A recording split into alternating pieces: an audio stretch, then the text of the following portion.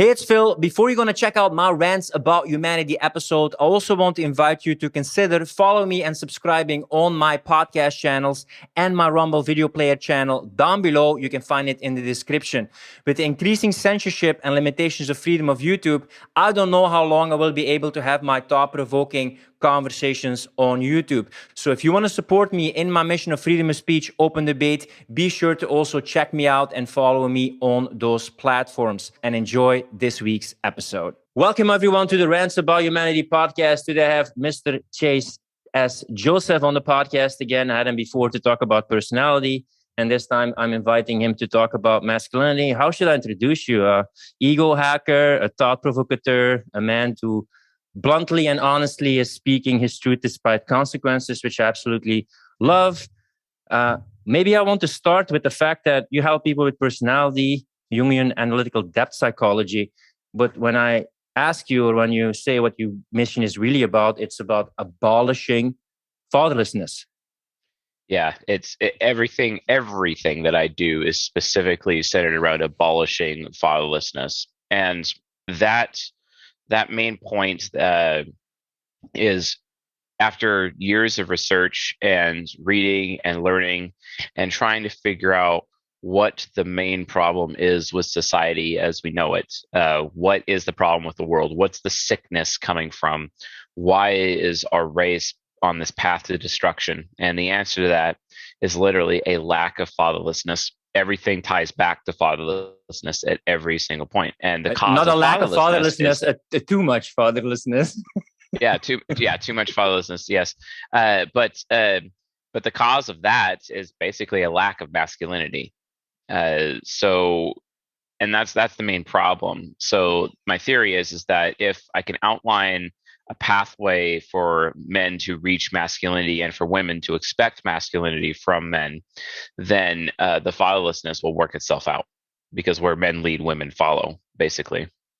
Well, we're going to delve into this topic. One of the things that you also said, like the crisis that we're in right now, between brackets, the social engineered crisis, they needed to attack masculinity. Why? Why is that element crucial into having more complacent, obedient people who just follow the narrative? Well, at the risk of sounding like a Nazi, the reason why is because of Hitler. If there's anything that anyone in the elite in the whole world is afraid of, it's Hitler. Because no one in the history of the world has ever done so much damage to the elite than Hitler ever has. Hitler's entire premise, especially when concerning the content that he wrote in the book 𝗵𝗕𝗃, he wasn't necessarily talking about Jews in general. He was more taking it up with the Jewish banksters. That when he was referring to the Jews, he was referring to the Jewish banksters. He wasn't really talking about, just mom and pa kettle who had their own, Jewish jeweler shop down the street. That really wasn't what it was all about. But then again, he over-delegated himself, as ENTPs do. Then all of a sudden you have Goebbels and you have Himmler and these other people who basically took it way too far, mass murder, etc., and so on and so forth. But the original premise, the original design was to hold the elite responsible. And that is effectively what he did. And why, though? Why was this a driving force? It was because of what happened in the Weimar Republic. Germany did not start World War I. They came in as an ally of Austria during World War I. And then the Treaty of Versailles punished Germany more than any other nation, even though they didn't start the war. And what was interesting about those days is that if you lost a war, you had to pay tribute to the country that you lost to. It was a tribute system. And this created the Weimar Republic, which was basically this puppet government that ruled Germany and Germany's ruling class. And it turned Berlin into one of the worst places to live on the planet. Berlin, morally decadent places. Very morally decadent. Like pedophilia was normal and socially acceptable there. That's how bad it was. It was also women could be purchased for pennies. Human trafficking was insanely bad in those areas. Disease and sickness was also a big problem. And this is what the Nazi Party was actually against. This is how they came to power, is because of how bad the conditions were post-World War I. And when that happened, it became a problem. But they came to power, and and they had their own false flag of burning the Reichstag building, which solidified Hitler's position. And then they took over Germany, etc. And then World War II was started specifically because the Polish were being racist towards the Germans, and the Germans that were living on the Polish side of the border due to the separation of Western and Eastern Prussia. There was no direct connection between Western and Eastern Prussia, and an important capital, Danzig, was there. Gdansk now in Poland. There were also atrocities happening there towards the German people. Yeah, and they were being rounded up and put in the camps, and Hitler declared war to go save his countrymen, and he did. And then from his crusader sense of justice, because he's an ENTP and a crusader type, he's like, oh yeah, so I see you're putting my people in camps, fine, we're going to put you people in camps. And everyone thinks that the Germans came up with that idea. No, it was actually the Polish who came up with that idea pre-World War II and was subjecting the Germans to that. But the process, the sociological process by which the Nazi Party actually came to be was actually a direct result of sheer masculinity and the feminized nation of the Weimar Republic. And there's tons of books that talk about the sociology of the social climate of the Weimar Republic and Berlin in those days. You can even see some of the art. I mean, even in that recent Generation Wealth documentary, the very famous painting in Berlin at a whorehouse, that one painting that Hitler used as a symbol to say that this is the evil we're fighting against in the creation of the Nazi Party. It's still there to this day, and it's still a reminder of just how bad things were in Berlin during the Weimar Republic. And it's so fascinating to me that symbol ended up being placed in the Generation Wealth documentary on Netflix. But and also, if you look at it in a meta level, and I'm not advocating, we're not defending fascism here. We're putting historical context here, so you have a nuanced view of what's happening basically in that area. And it's a complete coincidence if you see any link between what's happening right now. They saw that the financial system was in hands of certain people, institutions, and they had no sovereignty on an individual, community, and national level. And the entertainment industry, complete coincidence, if you see the same thing now, by the way, was also controlled and being manipulated. And they felt like, our perception, our finances, our supply is being dominated by other people who manipulate it. Exactly. So when the Nazi Party rose to power, they're effectively rising against a very feminine society, very feminist society, spirit of Jezebel type of thing. For those who are Christians that are listening to this, the spirit of Jezebel in the Bible, the Jezebel was a false prophetess, but in order for a man to be part of her entourage, he had to be castrated, basically.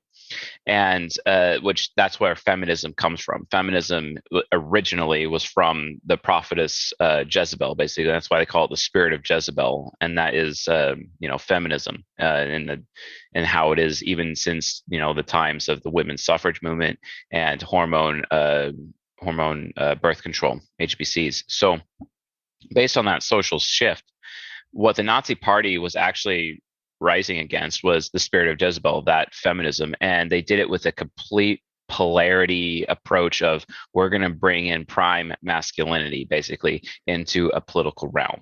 And more than being against, and correct me if I'm wrong, being against the certain Jewish elites, they were even more against communism. International communism. Yeah, absolutely. They were way more against communism.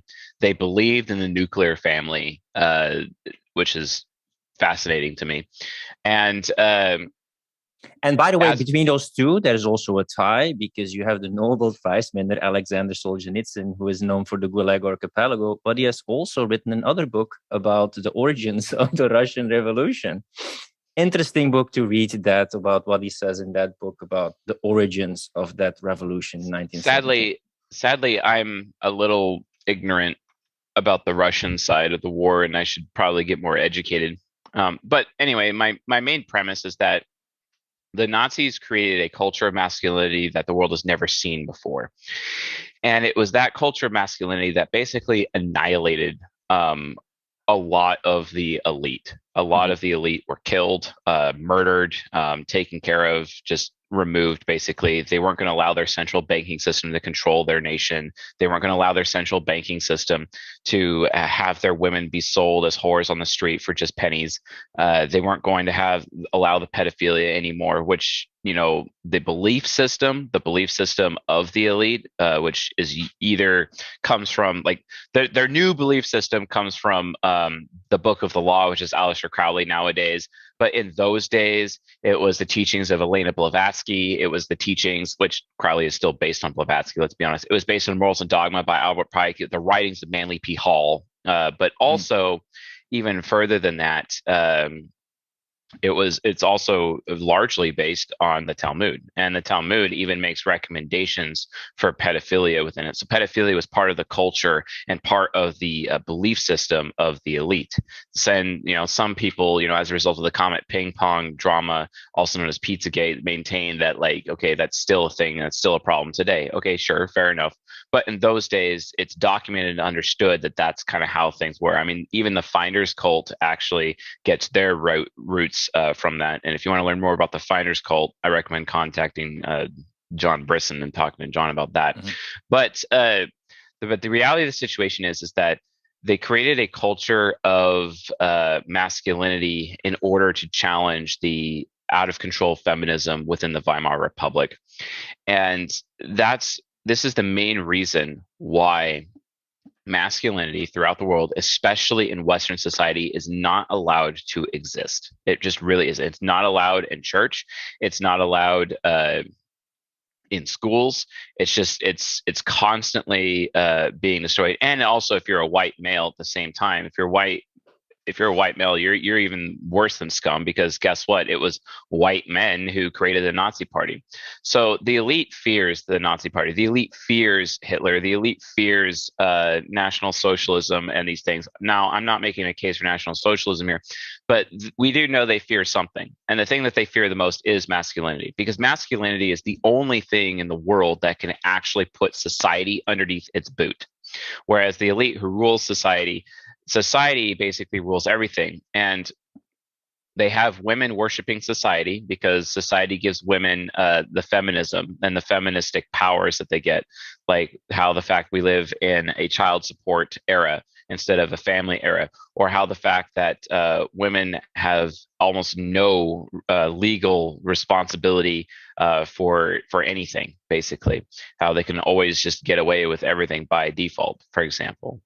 You know, there's a woman yesterday who was so entitled that she decided that she could just, like, touch my baby in public without permission, for example. You know, like, and if that was a man, like, I could have, you know, permanently damaged him, no problem. But the fact that she's a woman, you know, I can't do that, right? It's just crap. Or the fact that, you know, a woman can rape me and get away with it, and, like, there's not going to be any recourse on my part towards her for that issue. You know, so, like, that's just how society is. And society is becoming more and more like the Weimar Republic right now. All of Western society is turning into the Weimar Republic, especially with the COVID-19 hashtag pandemic, whatever. And, like, it's just getting worse and worse and worse. But this is why masculinity is being destroyed. This is why we have rampant fatherlessness all over the world, is because of Hitler's example. They don't want a political group that is centered around the ideals of masculinity, not really the ideals, but the praxeology of masculinity, if you would say it that way. They don't want masculine men, because masculine men are the only people on the planet who have the power to put them underneath their boot. And that's why, you know, for example, social distancing, etc. Social distancing is. You mean socialist distancing? Yeah, socialist distancing. Yeah, whatever that is, preventing people from organizing or having conversations. They can't go to the bar anymore because bars are where rebellions start. Basically, I mean, that's where Hitler started National Socialism. He just got up on a soapbox and started preaching about how stupid society was and how much beer he hated halls, it. Right? The beer hall putsch, beer halls. Yeah, the beer halls, because, like, from his standpoint, it's like, look, I fought in World War I. I'm a very decorated officer. Even when I was injured, I still went out there and saved my men. and then went back into the hospital because he got injured. He got shot basically, and they put him in the hospital. And he's like, I need to get back out there. I need to get back out there. I need to protect my men. I need to protect my men. And then he left, disobeyed orders. He left, went out there, saved his men, and then came back to the hospital. And he was probably one of the most, if not the most, decorated soldier in the German army in World I think War he got I. the highest decoration for bravery that's possible in German army. But we reached such a crazy stage that you have normally women and children first. And even then some feminists would explain like, yeah, but that's his privilege. I mean, I came back from Sweden and the propaganda there is insane. I went to see a ship from the medieval ages and all the crew died, which were all men. But then you still need to have a little hall there in that museum about women's rights. It's like everywhere. It's like women had it so bad in the Middle Ages. Yeah, but what about all those hoplites and men who were dying for their country and, like starving and feeding their families? It wasn't just like the elite were just men eating grapes and having tons of slaves and the women being abused, right? Yeah, and that's why I talk about, the cheap, fast, or right model. Men are cheap because they're the expendable sex. Women are the most biologically important, so they are put as the top priority, basically. This is what I love what you said, like men are by nature valueless. They have to create value. Women have inherent value. They are born without value. Women are born with all the value. Men are not born with any value. Men have to create value in their lives, and they do. And then women have to work to preserve their value because as they get older, they lose value. They lose their value. They don't, when they're in their 30s, their fertility drops big time, which is so funny watching women spend so much time on their careers. They're spending all their fertile years. And then I totally agree with what you said, right? And man, this will be like thought-provoking, but it should be. The best choice is that, hey, women, until you're like 24, get 2 degrees if you want, then find a guy who's older who can provide for you, raise 2 or 3 children until, the children are old enough, and then go for your career if you want to. But I have a provocative statement, and I said it like, listen, and maybe you're the same. I don't give a fuck about women in their career.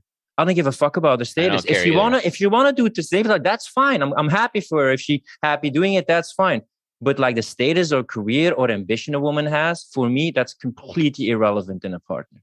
Yeah, when my wife and I were just discussing getting married, I basically told her that I don't really care about her career or her job. It doesn't mean anything to me, and it's not a priority to me, and I'll never care. And that's it. I just don't, and I've never cared. And she actually took issue with that initially, and then she cared so much about having her job. She even had a baby and then like still wanted to go back to work. But then after going back to work, she came home crying about, oh, I really miss my baby. And I'm like, yeah, welcome to being a woman. And it's okay to be a woman. You don't have to be masculine. And if you're so masculine, you're just an ugly person anyway. Maybe I can explain a bit the average path that women take nowadays in their 20s and 30s and just tell the honest truth about what the path is if a woman doesn't, in your terms, and maybe I can explain why this is important to humble herself. Yeah, well, it is very important to humble herself. The thing is that because women are, there's 2 ways. Like, how do you define the masculine? How do you define the feminine? I've been able to break it down into just 2 simple concepts, one each. So for the masculine, a man is born with masculine idealism. And masculine idealism is what men are preyed upon. They're preyed upon by women this way. They're preyed upon society, especially this way. And the elite prey upon men this way. This is why we can have children who were born in 2005, 2004, 2001, etc. Operation Enduring Freedom. We're going to go to Afghanistan, etc. And then all of a sudden they're turning 18 and then they're joining the military and getting shipped to Afghanistan, to a place where there was a war that started from before when they were born. Like that's how screwed up that can get, but the thing is that men are not born with any value, but they are born with masculine idealism. And masculine idealism means that by default, men put tribe above self. When they start out, they put everyone else above themselves, and it's called masculine idealism. Now, women, when they're born, they have something called female solipsism, which means the only thing that is truly known is the self, which means they put self above tribe. So women are, by birth, are innately entitled and more selfish than men are. It's not a bad thing, but because it's an aspect of survival, collective survival instincts, macro survival instincts for our race of humanity. And that's why it's necessary to have that. But a woman throughout her life has to learn that in order to be a feminine woman, she has to humble herself, and that has to switch. And she has to get to a point where she's willing to put tribe above self. Whereas with men, men have to learn and be conditioned ultimately to put self above tribe. And that conditioning comes from something known as the rite of passage. For example, a little boy, basically is being forced against, his will, basically. But the tribe is forcing this boy as soon as they realize he's sexually aware. It's like, okay, well, the boy must die, the man must live, and they throw him in a mound of fire ants. Basically, they dress up in black at night and make themselves look really scary, as if they're not from the village. They go pick him up, and they go take him to a big mound of fire ants, and they in the middle of the night, and throw him into a pit of fire ants, basically. There's a chance that he's going to die, and then they abandon him there, and then they leave. And that was literally society. Society took him and threw him in the darkness and left him for dead, basically, if we're talking metaphysically. Isn't that also because I know you were fat, like humongously fat? Yes, I used to weigh 300 pounds. It was insanity. Do you think bullying is necessary as an initiation rite for men to learn how to stand up for themselves? Yeah, I mean, technically, yes. I mean, there's no different than what happens in a locker room. Men, it is written, as iron sharpens iron, so does one man to another. Having that sharp iron is necessary to do that. A lot of people have a hard time with bullying, but as long as it doesn't cause permanent damage, I mean, it can be a good thing. But the thing is that boys will be boys. Well, that needs to be respected. Men will be men. That needs to be respected. Male space has to be respected. And it's not up to women, and women run schools, right? And it's not up to women to determine what's okay for boys and what's not. It's not okay. And because men have been so disenfranchised by society, accused of being rapists, accused of being pedophiles, accused of this, accused of that, they have no interest in becoming a school teacher anyway, because it's a thankless job. So why bother, right? And then the women end up, and feminism ends up owning schools anyway. Well, what I see, no masculinity in schools. What I often see happening is that women waste their fertile years in their 20s dating assholes, or the guy who's still bold enough and confident enough to approach them, while a guy in their 20s, it's worthless. We can talk later about hypergamy, women dating up the status ladder and wanting a guy to literally look up to. So most of these men, they are disgruntled, frustrated. So unless they go towards porn and gaming, some smart men start working on themselves. And dudes, your 20s suck. You build yourself up, and all the women your age, they don't look at you. But then the scale starts changing, because those women between 28, max 35, their ovaries start like, and then sometimes they get the alpha deed and the beta, the alpha seed and the beta need. That sometimes they go for a sucker who then becomes their boyfriend, husband, and then sometimes they divorce. The child is only 6 months, a year, 3 years, etc. Happens a lot with women between 28 and 35. And then after 35, when the man in their 30s has built himself up, like, dude, I'm living right now. I'm living the life. I'm 38. I'm building myself up. And then the same women that you talk about, they still think that we're going to treat them like they're 25, 22, 24. Like, yeah, they age. I care about your character, but I definitely care about your looks. And you're not at your prime anymore. And these basic laws of the status, the masculine, the feminine, it's like you can't talk about this, but it does have an effect. And a lot of men, when they're young, they just want a relationship, just want to care about women. And I've been there myself. You become so resentful of not being respected, of not having sex, of not being desired. And then you become more desirable as a man, that sometimes you become like a pickup artist, or you just micked out and just fuck around with some women because you can. But it doesn't create a good relationship, strong nuclear family, and a strong bond. Yeah, no, I agree with that. And like I said, unless a man has that rite of passage where they've realized that society doesn't actually care about me because society is the one that put me in the pit of fire ants, then because if the child makes it back to the village, he's celebrated. The boy is dead. The boy's dead. The man is alive. The man is alive. It's always this big celebration. And then all of a sudden the boy realizes, oh crap, the people that put me in the fire pit was this society. It was the village. It was society itself. And I realized society is not here for me. Society is here to take from me. And then they realize they have to put themselves above society. You have to learn how to stand up for yourself, right? Because that's what I will notice in this between brackets crisis. I see a lot more women, maybe in their masculine energy or lioness energy, standing up. I don't see the strong masculine standing up. And partly growing up, becoming a man is standing up for yourself, for your relationship, for your children, for your mission. Yeah, like, so for example, from Christian lore about the end of the world, they have this thing known as the mark of the beast, which is supposedly this mark that you get on your body that says that your allegiance is to society, basically, and you have allegiance to society. And the mark of the beast, in of its own right, metaphysically, is an example of everything anti-rite of passage. The rite of passage teaches a man to let go of his masculine idealism, and teaches him that you have to put yourself above everybody else because you are the only person who gives a shit about you.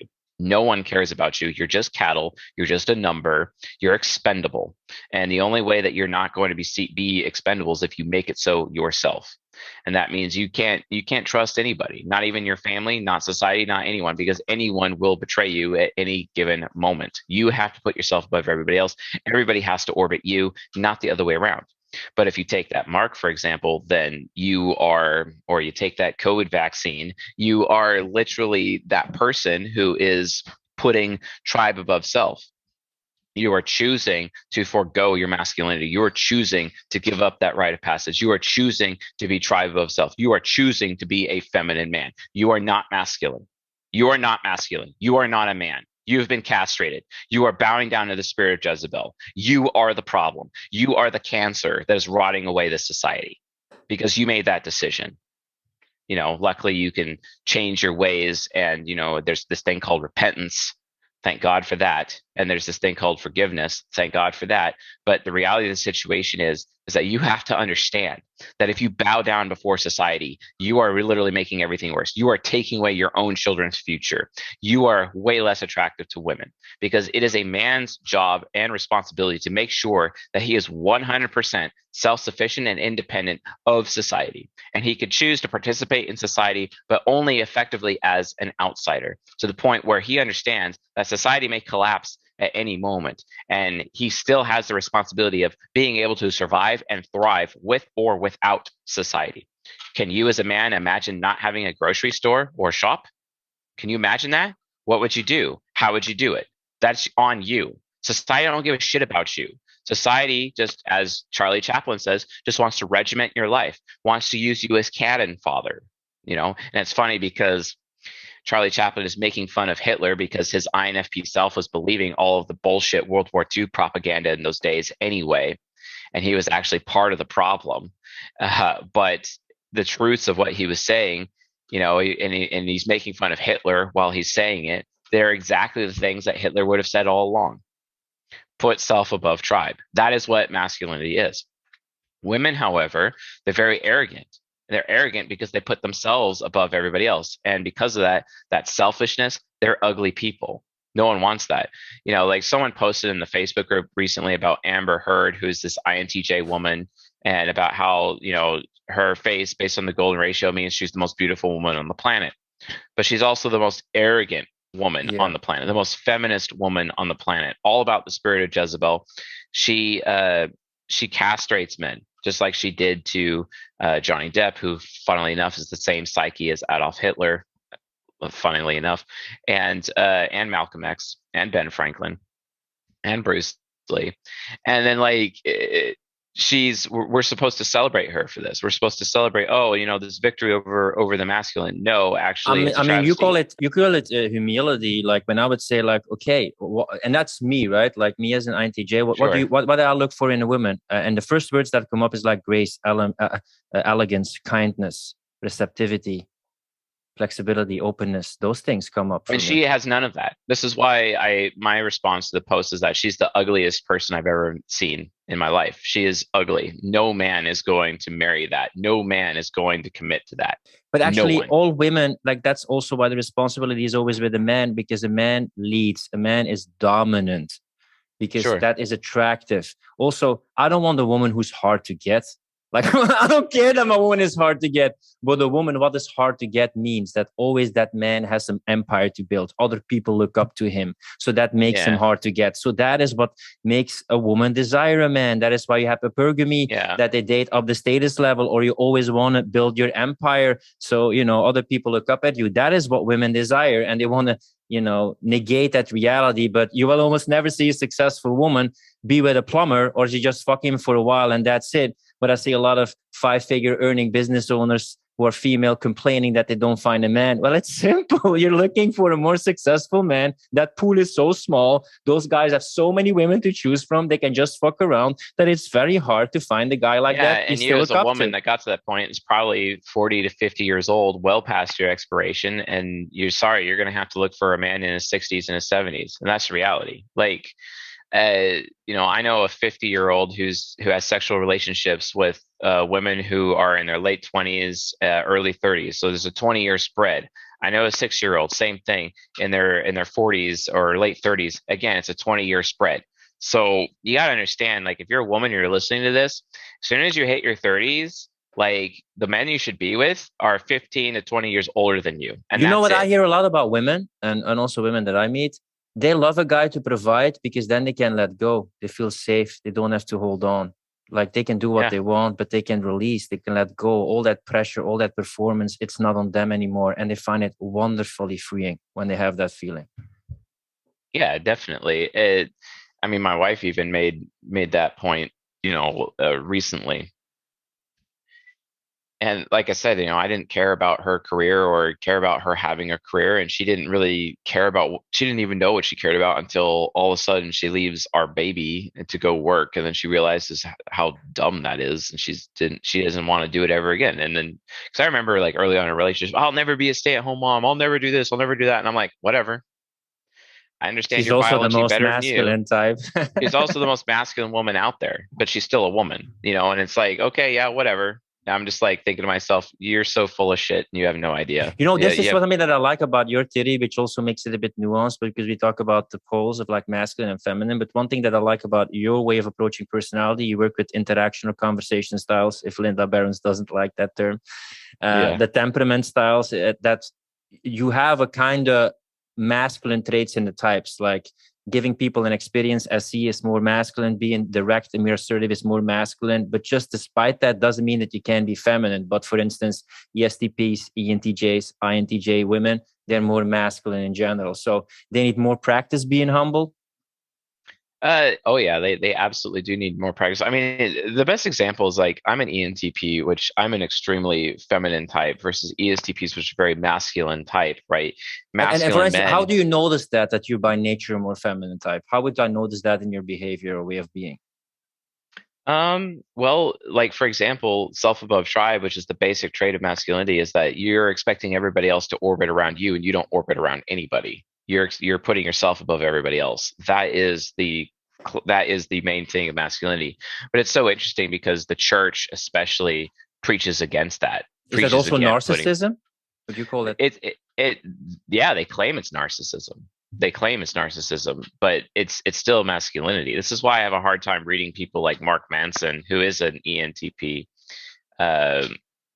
And even David Data, you say, like, it's an INFJ, and it's typical kind of perspective of masculinity and femininity, right? Or am I wrong? Wasn't INFJ, right? David Data. Say again? David Data, The Way of the Superior Man. Oh yeah. He's an INFJ, and that book, The Way of the Superior Man, is only for Templar types, or just his type, basically. That's the problem with reading books, is that, you know, when you read a book, it's always the author talking to himself basically the whole time, and people who share their type is really who's going to benefit the most. So can you explain this to people who believe, like, yeah, everybody has the masculine and the feminine, which kind of is true in terms of traits when you look at the personality, but how do you then relate to each other in the masculine and the feminine on, like, a meta level or in a relationship? How can you combine the two?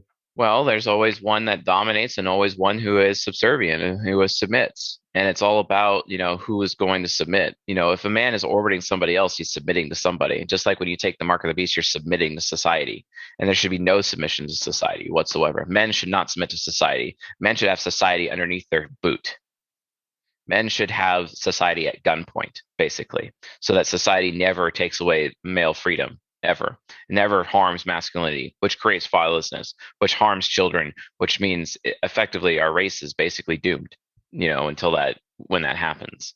One thing that I like about what you said is an interpretation that I never heard of, like that, you can take a look at Adam being the first beta male and being cuckolded, and the serpent actually Eve sleeping with someone else. Yeah. The serpent was the first alpha in the Bible, and Adam was the beta, and Eve. Where you got that from? From some kind of scriptures or writing or interpretation? Because I haven't heard that. A man by the name of Brandon Ward.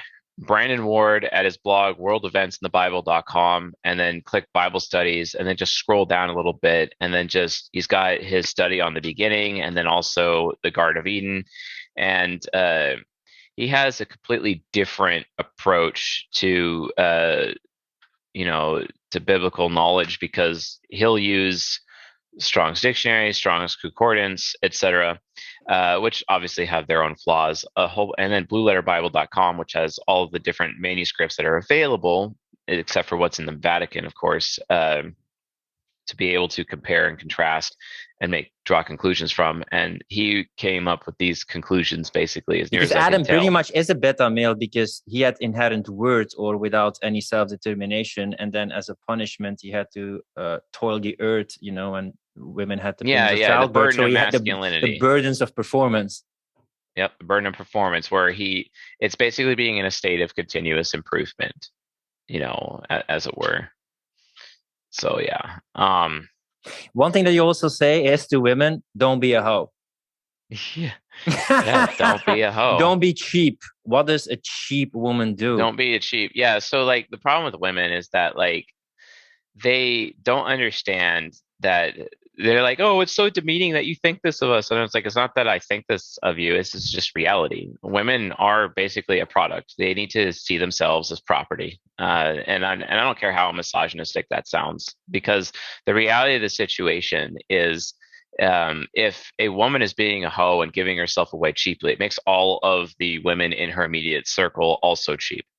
Basically, especially from a male perspective, because if you get to a group of like 5 girls who are all friends and you sleep with one, chances are you're going to sleep with all of them, because of something known as what Andrew Ryan calls the bachelor effect. It's also called mate choice copying. That's the actual scientific term for it. Mate choice copying is if a woman sees you with another woman, that other woman has vetted you already. Therefore, that increases her desire for you. This is also an example as to why women are pre-programmed to accept poly relationships with men, multiple women for one man. Yeah, and pickup, they call it DHV, demonstration of higher value, back when DHV. Yeah. But with DHV, the reason why is mate choice copying, because women don't have a lot of time, because in the back of their head, they're aware of like, okay, I'm going to be expiring soon. I have an expiration date. My fertility is not always going to last. It's always just a subconscious thing that nags at them constantly. Yeah, kind of like if everybody else thinks it good, it might be good. And men think like, let me find out for myself.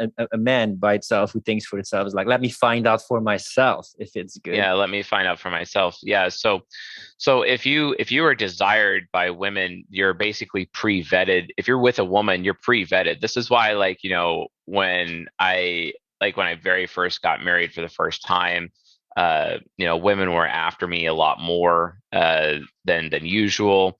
Whenever I was in a relationship with a woman, other women came after me, etc. Like there's one point in time in my life where like I was in a sexual relationship with 3 women basically simultaneously because of that. It just keeps adding and adding and adding and adding because of mate choice copying. If one woman vets you, other women are like, oh, that man's already vetted, so I wonder what I can do. So the point is that guy could go through that group of 5 friends very quickly, but the problem is that it also can make those women look cheap. And it's just like having a homeowners association where you have a bunch of homes in a neighborhood. And if one person is not doing their grass right, if they have a bunch of junker cars in the yard, it reduces the value of the entire neighborhood. And women need to see themselves that way. They need to think of themselves in terms of value. They need to see themselves in terms of a product or a property. And if they don't see themselves that way, and then they're basically being masculine. And that's a problem. But sometimes the property goes up when the demand is pretty high. But one of the things you say is, and I want to delve deeper because I want to explore this topic, that you say the most valuable woman is a virgin. Yes, the most valuable woman is a virgin. That's correct. So, uh, if the sexy healthy virgin who has deference and who is respectful, that is the highest value woman out there, and there is the highest demand for that woman. But as soon as she gives up that virginity, her value goes down, and every single man she has sexual relationship with afterwards, her value goes down. There's even studies recently talking about how women retain DNA of every man that they've ever had sexual contact with. There's also epigenetic science out there that suggests that if a woman is pregnant and if she has sex with multiple men during the pregnancy actually adjusts to a different genetic profile based on all the men that she has sexual relations with, etc. But So what if the I'm a bottom, man who can sleep around and then I'm with a virgin, but I don't know if she's good in bed and if she's good sexually? I mean, do you then think like you can make every woman like please you sexually and just educate her, or yeah, how should you deal with it it then? just requires communication. That's all it is. I mean, here's the thing too. Like, if you want to increase a woman's capability in the bedroom with you, all you have to do is give your attention to other women, and then that drives them crazy, and then all of a sudden that hot spider monkey sex is back. Like that's just kind of how it is. Like, because when a woman gets married, like, she lets her body go, the frequency of sex goes down, the quality of sex goes Bro, this down. is the thing that I see in Belgium, and it annoys me the crap because I mostly see like men, women. They are attractive until they have a baby, and then they wear sneakers. They wear. I mean, I get it. Like post, Yeah, they pregnancy, just don't it takes a care. while. They don't care about their hair. They don't care about their looks. They don't care about their smell. They don't Yeah, care they how don't you care. As dress. It's soon like as I got they my child, so you just appreciate me, so who I am. Yeah, but I Yeah, I also got my like how you child. look. Yeah. Appreciate me for who I am. Yeah, yeah. Love me for existing. No, well, my wife had a child, and the best, and she now is the best she's ever looked in our entire marriage. She takes care of herself. Her hair is not falling out anymore, for example, because of all the stress that she was having to go through. And she's a lot healthier. She just looks better in like every single way. And that's just her looks too, but like she's also like cognitively, she's hella improved. She's doing a lot more research. She's also a lot more responsible as a person in general. And she did that thing that you said where she just lets go. She just lets go of, okay, I'll just let my husband handle it. Like, having that whole point of view, and I could just focus on what I should focus on, which is our son. And that's great. Like, she can do that. Like, and it's better in the long run that she has that attitude. It's How did you make an ESTP woman as a basic thing? I would see an ESTP woman doing CrossFit and having a six pack and crunching it and exercise and going to the gym and being very masculine, be able to just be open to these teachings. Well, that's the thing about ESTPs, especially ESTP women. You can't make them do anything. They have to want to do it. That's the key. They have to want to change. They have to want to do that. And like, my thing is that, like, when it comes to my marriage, like, if my wife is not like, because I've told her many times, like, look, you're living my life, I'm not living your life. That's just how it is. And if you This don't is a like quote that that, I also remember way back in the past that I like: men create worlds, women are drawn into worlds. yeah, yeah, men create worlds, women are drawn into worlds. Basically, yeah, that's correct. And I've maintained, look, this is my life. You can choose to be in it or not, and it's always about her choice because she's NI inferior. But she always makes that choice, because, like for example, actually last night, there was this woman who was after me basically, and she got to have a front row seat to watching this woman attempt to get with me, etc. And see, that's the thing about, like, that women just need to understand. Like, look, like, if you let your husband leave the home hungry or horny, the hoe down the street has her legs open and she has a pie ready. So you might want to, like, watch yourself, and that's the thing. And like, I took screenshots of this woman on Instagram who's this INFP, who claims to be an INFP, although she might be an ENTJ, because although I think she's an INFP because she's so informative, right? But like, this INFP is trying to social engineer me, trying to manipulate me, and even like insinuated that I replace my wife with her, which would never happen because my wife is a million times better than her, and like basically any of the women I've ever met, especially in my own community. And like they just don't get it. like no, like and the pure hubris, the pure self above tribe, the solipsism that these women have, where they just become entitled to me, entitled to my attention, entitled to my desire, and then they think of themselves like vastly superior to my ESTP wife. And the reality of the situation is it's not. They're But not, this is something I'm and it's curious about, right? Are you then saying that, you know, by nature, the man should explore his sexual desires, or if he wants to have partners, then he should try to go for it, and the woman should stay like loyal? While on the other hand, I know some yes, masculinity teacher who say, be devoted to your woman, but devoted not like, you know, like devoted in a way like you devote yourself to the marriage, but then you can devote yourself to the mission. And when those sirens of attractive mistresses around you, they can also suck you dry and distract you from your mission, which is bigger than your wife. yeah, And that way it that's can very also true. fulfill and build your kingdom. So I see the excitement, I see the Odyssey's journey with the sirens, you know, sirens calls, but sometimes it distracts a bit from your kingdom and your devotion to your mission. So when you have a queen by your side, you can also have more energy to put into the world and make an impact. How do you relate to this? Because sometimes I feel in your writings and what you say that, yeah, a man should sleep around. Yeah, yeah, because a high value man is always going to exercise his sexual options regardless. That's just who he is. That's how he's going to be. I mean, like for myself, like I always, in the back of my mind, I'm always aware of all of my sexual options at all times. It just because it's also a wise thing to do. It's wise to keep track of that, because the most dangerous thing to a woman is a man who understands his own value, basically. Isn't that difficult then, that people listen to you, they say Chase sitting there with his wife and they hear him talk about, oh, men should fulfill their sexual desires, and these women think like, hey, let me try. Oh, I know.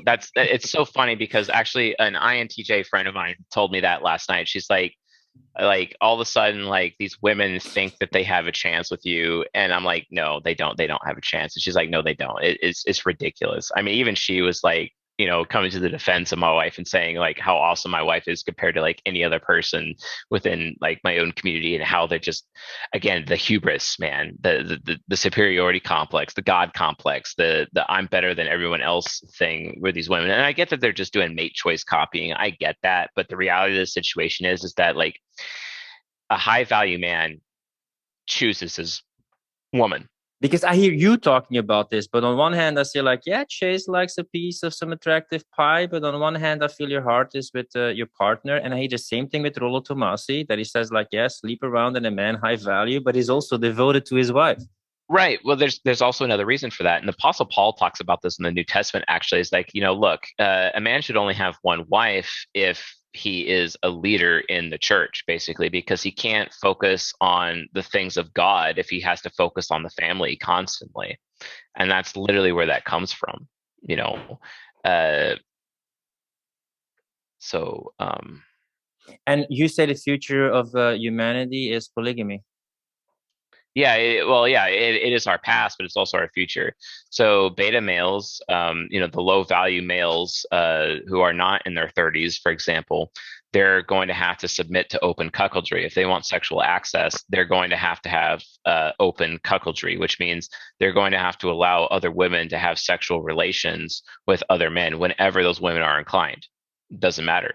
Although when a man gets into his late 30s, however, the script flips, and then that man basically has the ability to have multiple committed sexual relations with multiple women, but they are only allowed to have sexual relations with just him. Unless, and if they want to have a sexual relationship with anybody else, And you also, by the way, have a statement which I want to check to combine the two. Is sure. Never chase her, but replace her. Yeah, that's not my statement. That actually comes from Myron Gaines from the Fresh and Fit podcast. But and yeah, at the same time, you also say only settle with a man, advice to women, who is willing to lay down his life for you. How do you that's combine correct. these That's two correct. statements? So I combine both these statements because like replace is probably not the best word to use, but never chase a woman. It's more like, you know, if your woman is like, because it is written, you know, better for a man to be on the corner of his own roof than to be in the home with a quarrelsome and disrespectful woman, right? That comes from King Solomon in the book of Proverbs. And the reality of the situation is Solomon, the wisest man in the world,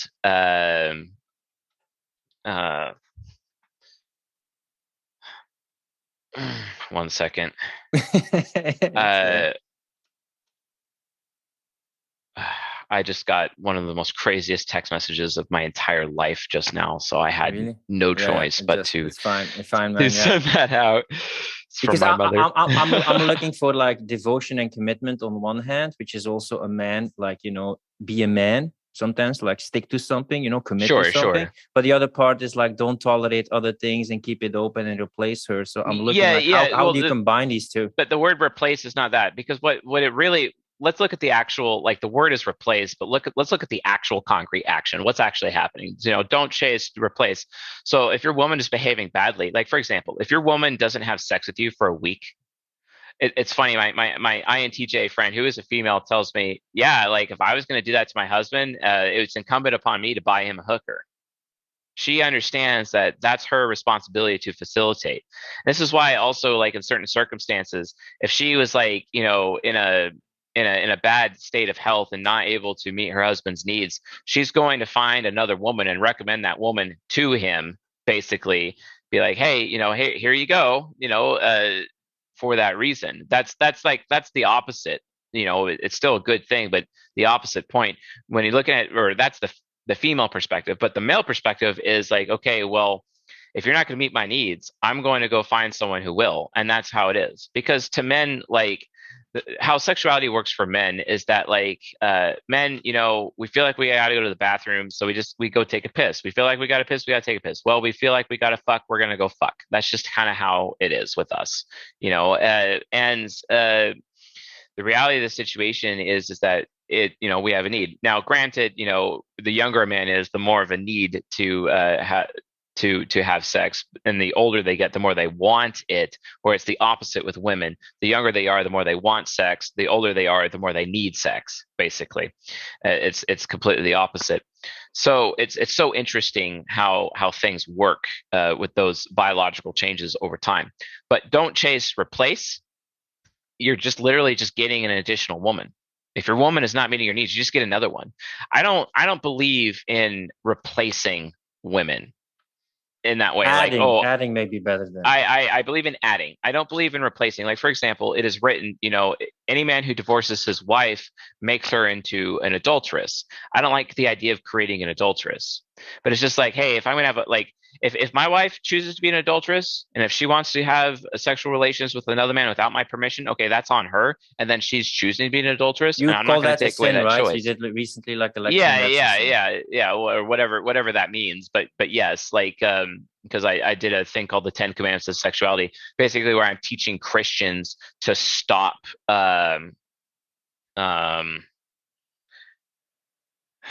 yeah, you can't also say like Christianity castrates men.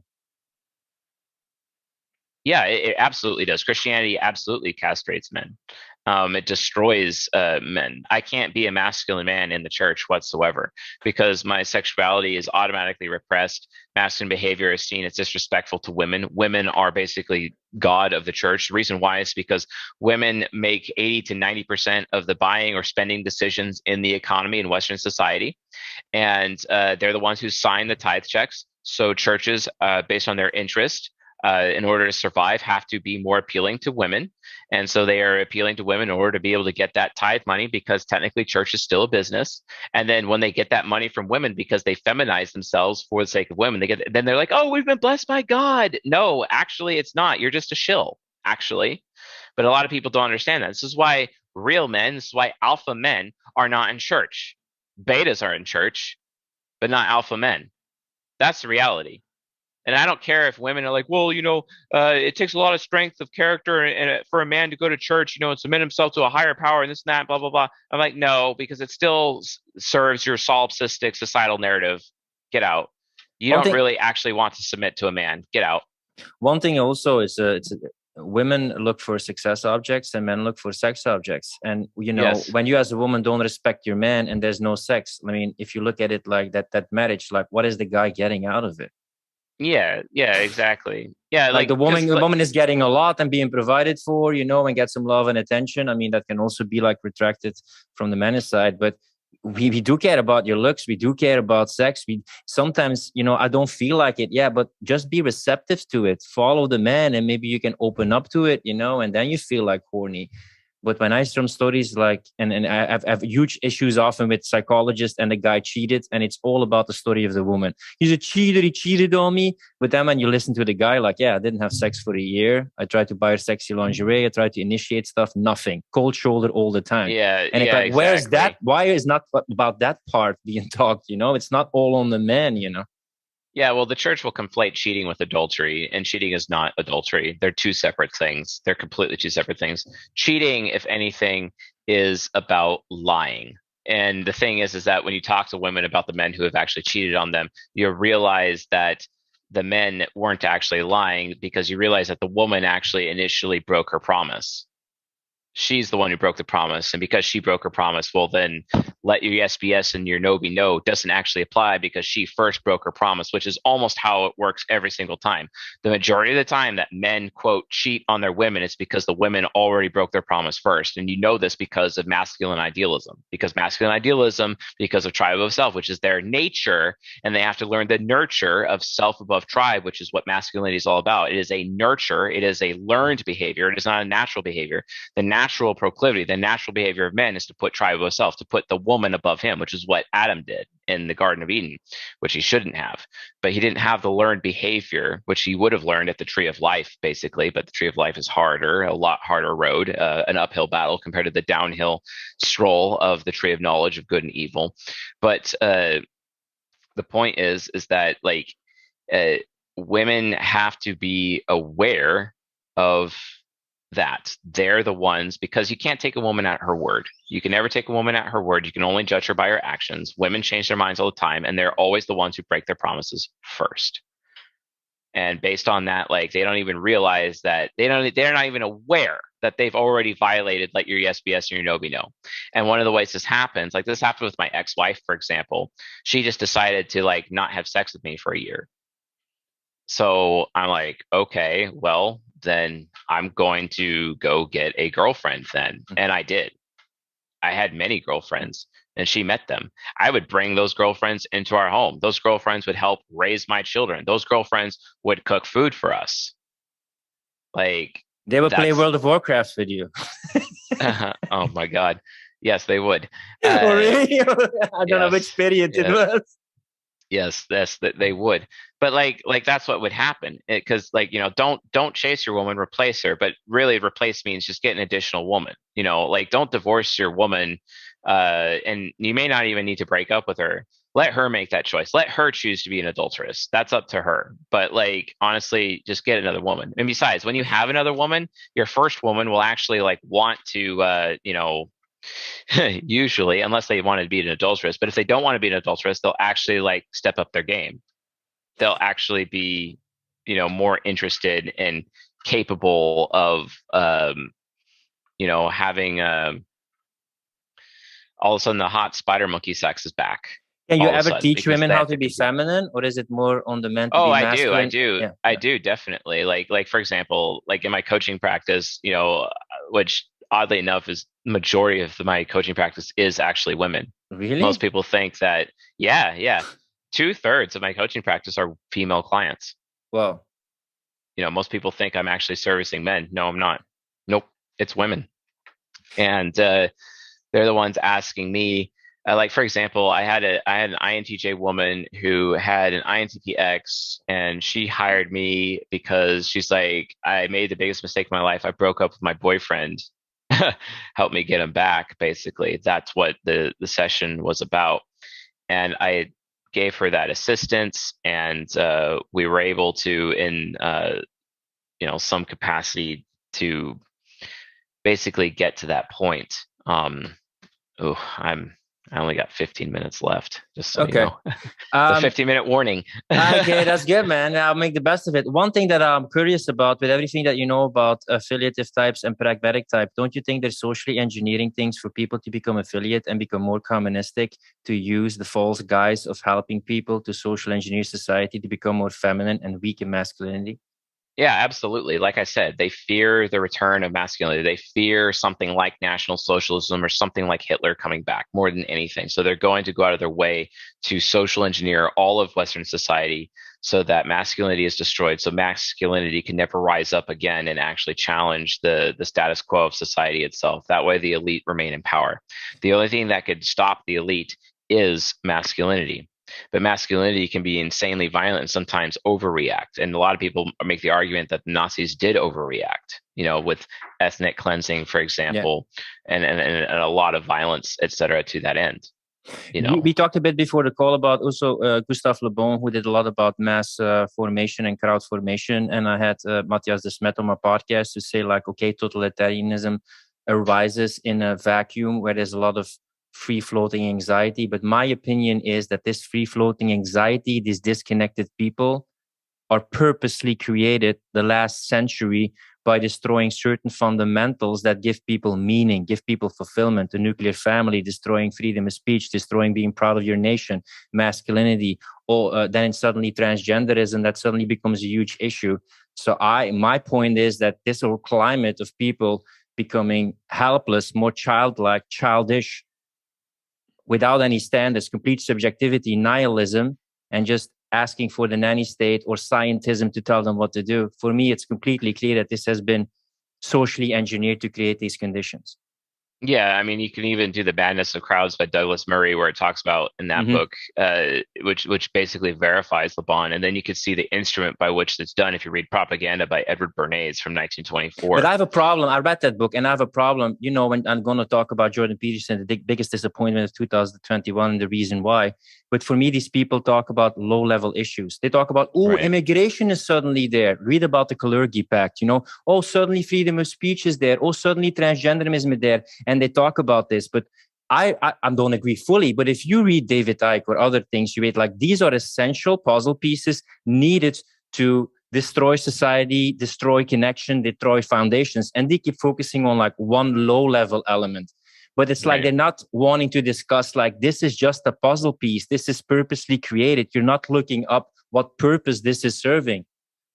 This is an issue that I have with these people, or the left and the right. I'm Ben Shapiro. I'm going to fight the left. It's all the fault of the left. These are such low-level discussions. When you look higher, you see what purpose it serves. Yeah, it's just controlled opposition. And the thing is that when you have FJs out there who basically command and execute the affiliative, FJs being feeling judging types, those feeling judging types have this problem where they allow social norms, whatever is socially normalized, that determines their thinking.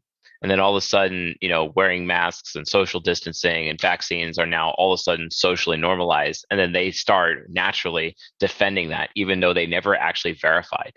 They never verified. They don't even do the research. I have an FJ in my life who's like, hey, just because there's dots doesn't mean you should connect them. And I'm like, well, why not? Why? Yeah, somebody asked in your group, how can you embarrass an INTP or challenge an INTP? And you know what I said? What did he say? Make them practice what they preach.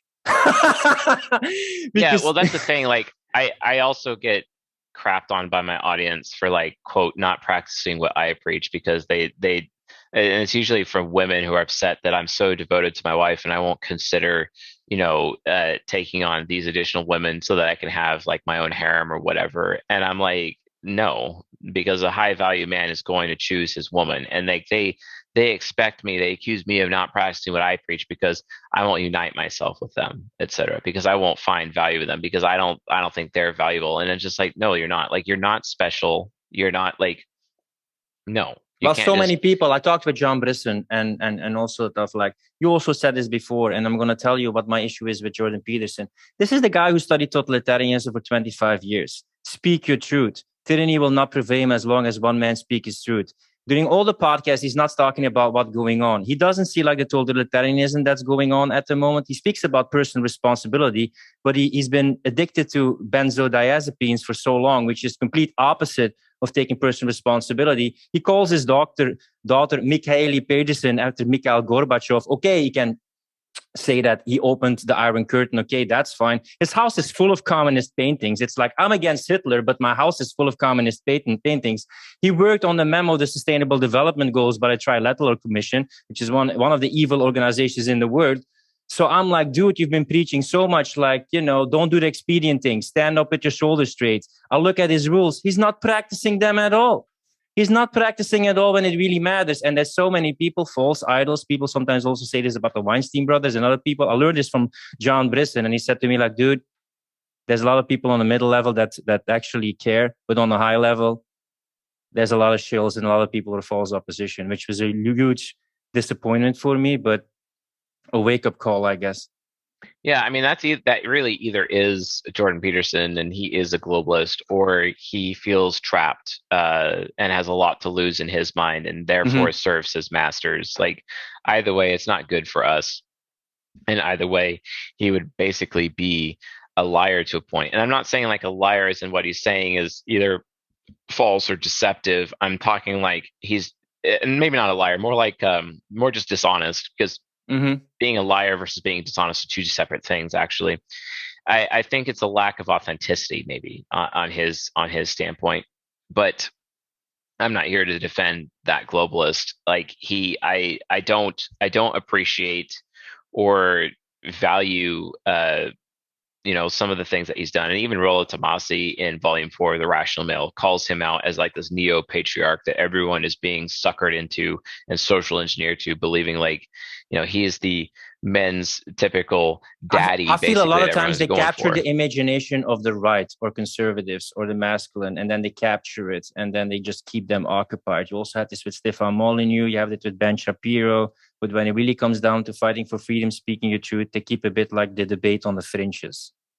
Yeah, exactly. Well, the thing is that everyone's spending so much time paying attention to the soapbox, but no one's paying time or attention looking at the ballot box. What happened to stopping election fraud? What happened to the judicial box? What about the court? What court cases where freedom is being defended in court? Where is that happening? What about the ammo box where Jay Stark was recently killed, and he's the guy who created the FCG-9, which is a 3D printed 9mm automatic weapon, or repeat fire weapon. I guess it could be a semi-auto, but regardless, like, what about those things? That's what needs to be talked about. Everyone's too busy worrying about people like Ben Shapiro to actually like understand that there's anything valuable out there for freedom. The 4 boxes of liberty are there, but everyone's so focused on the soapbox that no one's paying attention to any of the other boxes. So one of the last things, because in the future until 2030, you have the Sustainable Development Goals, and everything you read there, you should just translate like, okay, abolish poverty. We will take care of the financial supply. Oh, reduce fishing. We will take care of the fish supply. Like make housing affordable. We will take care of the, we can take control of the housing supply. Like control cyber attacks. We can take control of your digital data. So we see more and more this iron grip tightening. How do you see the I know I asked it to you also in the previous podcast, but you mentioned it a couple of times, like in your SE Demon voice, like war is coming. Yeah, it is coming. War is coming, and it's inevitable. I mean, if you were to look at, four horsemen of the apocalypse, we already have pestilence and famine right now, but war is just around the corner, and war is coming. War is inevitable because the more they tighten, like for example, the state of California is mandating vaccines for children. But then you have places like Taiwan where deaths related to the vaccine exceed the deaths for COVID-19 deaths. Wait a minute. You see, like that's an actual statistic that you can look up. That is a thing. And based on that, no one's willing to want to take the risk. And if people if the California state legislature is not careful, the crazies in their state will eventually hang them from trees. War is coming. It is inevitable.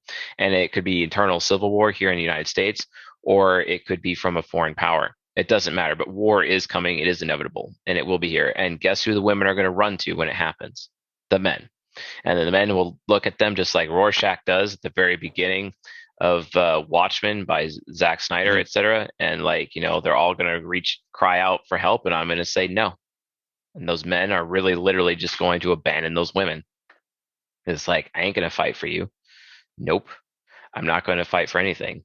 Not for you. I'm going to fight for myself. And that's it. that's just it. That's reality.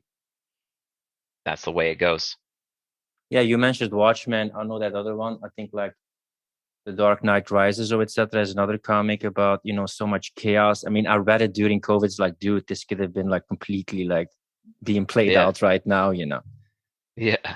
For people who want to check out more about the stuff that you do, where can they find out more about you, the apps, books, articles? Oh yeah, just csjoseph.life, and then you can go on the YouTube, watch free lectures, or you can listen to our podcast. It's on Spotify, for example, or everywhere, even Apple Podcasts, the CS Joseph podcast. And I talk a lot about Jungian analytical psychology and intersexual dynamics. Those are my two main topics. Topics about politics or freedom or conspiracies or things of the nature of this show. I don't really talk about very much on my content. It's usually when I'm invited to other people's shows and they want to talk about those topics, then I'll talk about that. But the reality of the situation is, in terms of my own community and what I have with my own stuff that's out there, it's really just about eliminating fatherlessness and bringing back masculinity. This is the last question that I have for you. What made you delve deeper into this topic? Because I know a lot of people, they grow their audience in YouTube and they become addicted to the likes and they don't want to polarize and the fame gets to their head. You actually became, with the latest lectures, more polarizing. It's really just the gloves came off. I just got so sick of society and so sick of the problems and so sick of women and so sick of weak men and so sick of strong women that I just it's toxic and I'm tired of this toxic environment. So the gloves came off and I just don't care. I'm just going to tell the truth regardless of the consequences.